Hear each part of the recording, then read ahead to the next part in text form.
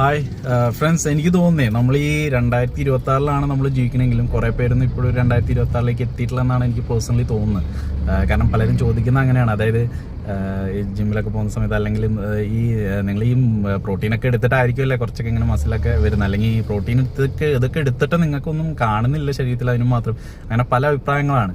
അപ്പോൾ ഈ നമ്മൾ ഈ പ്രോട്ടീൻ എന്ന് പറയുന്നത് എന്താ പറയുക, നമ്മുടെ ഒരു ബേസിക് നീഡാണ്. നമ്മൾ പ്രത്യേകിച്ച് പുതുതായിട്ടുള്ള ജിമ്മിൽ വരുന്ന യങ്സ്റ്റേഴ്സ് ആയിട്ടുള്ള ആൾക്കാർ നമ്മൾ ഇനി ഇതിനെക്കുറിച്ച് അറിയില്ല എന്ന് പറഞ്ഞു കഴിഞ്ഞാൽ, കാരണം അതിനും മാത്രം വീഡിയോസും അതിനും മാത്രം സ്റ്റഡീസും എന്താ പറയുക, അത്രമാത്രം കാര്യങ്ങൾ നമ്മുടെ സോഷ്യൽ മീഡിയയിലും അല്ലെങ്കിൽ നമ്മൾ ജസ്റ്റ് ഒന്ന് ഗൂഗിളിൽ നോക്കിക്കഴിഞ്ഞാൽ ഇതിനെക്കുറിച്ചുള്ള സ്റ്റഡീസും കാര്യങ്ങളെല്ലാം നമുക്ക് കിട്ടും. അപ്പോൾ എന്നിട്ട് നമ്മൾ ഇതിനെക്കുറിച്ചൊരു കൃത്യമായിട്ടുള്ളൊരു ധാരണയില്ലാതെ സംസാരിച്ചുകൊണ്ടിരിക്കുകയാണ്. ഇപ്പം നമ്മുടെ ഒരു ബേസിക് നീഡാണിത്. അതായത് നമ്മുടെ ബോഡി വെയിറ്റിനനുസരിച്ച് നിങ്ങൾ ജിമ്മിൽ പോയാലും ഇല്ലെങ്കിലും നമ്മുടെ വെയിറ്റിനനുസരിച്ച് നമ്മൾ കൃത്യമായിട്ട് പ്രോട്ടീൻ എടുത്താൽ മാത്രമാണ് നമ്മൾ ഹെൽത്തി ആയിട്ടിരിക്കുക. അതിപ്പോൾ നമ്മൾ ചിക്കൻ, മുട്ട, ഫിഷ് അങ്ങനെയൊക്കെ എടുക്കുന്നതിന് പകരം അത് ഇപ്പോൾ ഫുഡ് രൂപത്തിൽ അത്രയും ക്വാണ്ടിറ്റി നമ്മൾ എടുക്കാൻ പറ്റില്ല എന്നുണ്ടെങ്കിൽ നമ്മൾ അതിനെ കോമ്പൻസേറ്റ് ചെയ്യാനായിട്ട് അത് ജസ്റ്റ് പൗഡർ രൂപത്തിൽ എടുക്കുന്നു എന്ന് മാത്രമേ ഉള്ളൂ പ്രോട്ടീൻ. അല്ലാതെ ഇത് കഴിച്ച ഉടനെ ആർക്കും മസിൽ വന്ന് ഇങ്ങനെ കയറി നിൽക്കുകയൊന്നുമില്ല.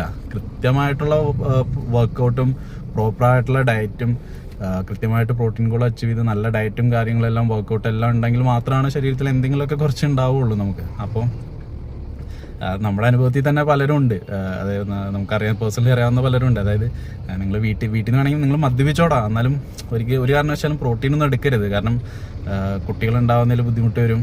അതുപോലെ വൃക്ക അങ്ങനെയുള്ള പ്രശ്നങ്ങൾ പല പല പ്രശ്നങ്ങളാണ് അതിൽ വരുന്നത്. അപ്പോൾ പിന്നെ ഇത് കഴിച്ച് ഇങ്ങനെ മസിലൊക്കെ ഇങ്ങനെ കയറി ഇത് ഭയങ്കര ഇതാണല്ലോ.